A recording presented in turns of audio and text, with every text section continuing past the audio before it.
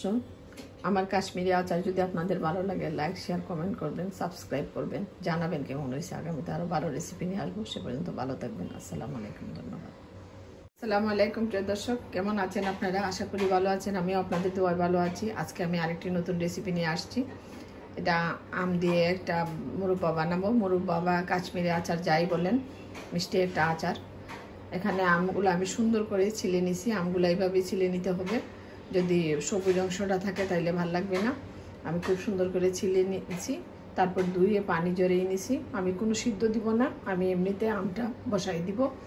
এখানে আমার আদা আছে, শুকনা মরিচ আছে, আর রসুন আছে। দুইটা আমি কুচি করে কেটে নিছি। আপনারা চাইলে অন্যভাবেও দিতে পারেন। আসুন তাইলে আমরা বসাই দিই।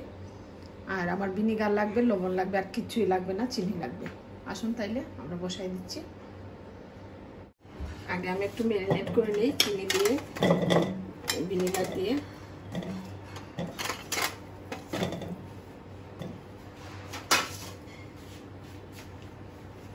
চিনিটা দিয়ে দিব। চিনিটা যার যার স্বাদ মতো, আপনারা স্বাদ মতো দেবেন চিনি। এটাতে একটু চিনি বেশি লাগে, পরে আমি দেখে দিব। আর ভিনিগার হাফ কাপের চেয়েও কম দিব, এটা আপনাদের ইচ্ছা মতো। হাফ কাপের চেয়ে কম দিলাম। হালকা একটু লবণ দিব।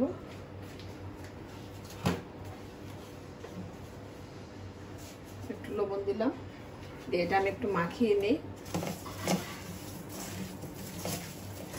এটা আমি মাখিয়ে রেখে দিব।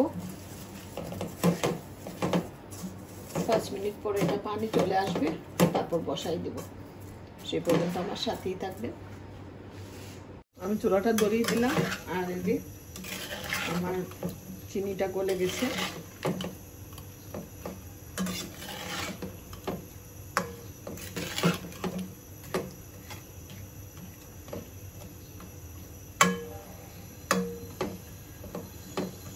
ভালোভাবে জাল দিয়ে নেই, সে পর্যন্ত আমার সাথেই থাকবে।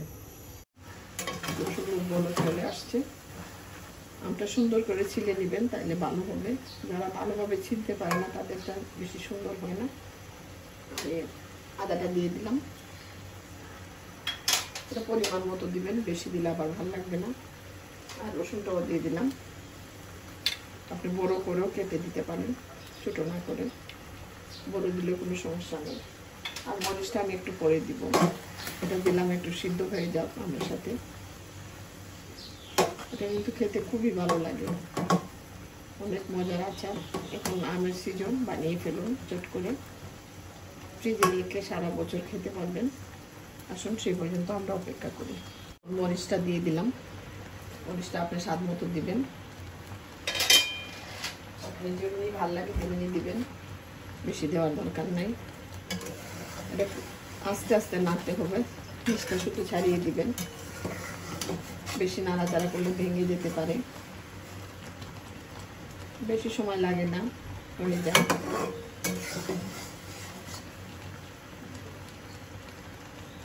আর একটু পরে আমি নাড়াচাড়া দিয়ে দিব। সব আমি চুলাটা বন্ধ করে দিছি। মোটামুটি হয়ে গেছে। আমি নামিয়ে পরিবেশন করে আপনাদেরকে দেখাবো। সেই পর্যন্ত আমার সাথেই থাকবেন।